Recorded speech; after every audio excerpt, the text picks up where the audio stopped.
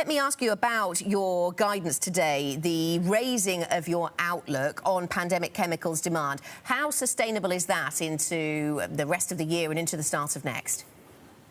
Yeah, good morning. First of all, we believe that we have seen a very strong growth in our base business and life science throughout the last couple of quarters. However, admittedly amplified now with a strong tailwind from additional COVID-19 demand. We have seen our order book actually in this year increasing by 50 to 60%.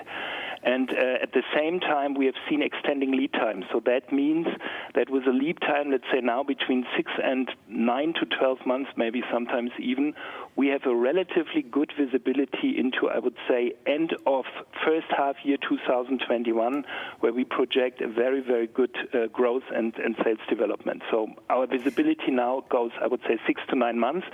After that, it becomes a little bit more fuzzy, but we see no reasons at the moment that the strong growth momentum should significantly go down afterwards. OK, 6 to 9 months visibility. Thank you for that, Marcus. Let me ask you about a bit more about this then. You're a major supplier of components needed in coronavirus testing. This is talking about chemical reagents and things such as that. Some people fear that they are in short supply. Are they in short supply? Are you able to keep up with demand? Yeah, as I said, we have seen a strong surge in demand. The major parts of the demand are actually targeted to our single-use products, to downstream filtration, and also to cell culture media. So everything what is needed for diagnostics and also for the production of vaccines and therapies. It is indeed the case, and that is one reason why the lead times have become longer, that customers are ordering earlier, and we also ask them to order earlier because we have some capacity constraints, and obviously that is easier for planning, and we have to also apply some prioritization rules in order actually to cope with the strong increase in demand. So what message would you give to governments who want to increase testing at this point? Because some are talking about still scaling up PCR testing in the months ahead as part of trying to manage this crisis, Marcus. What message would you give to them? No, I mean, we are working together with governments, and for example, I just mentioned the prioritization rules. So everything what is related to government orders and directly life-saving therapies in the context of COVID-19 is on top of our priority list.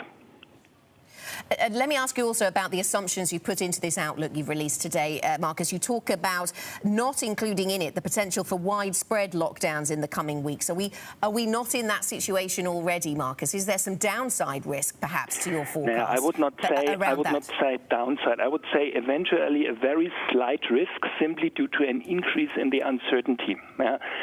Let me put it this way. Today is the 12th of November.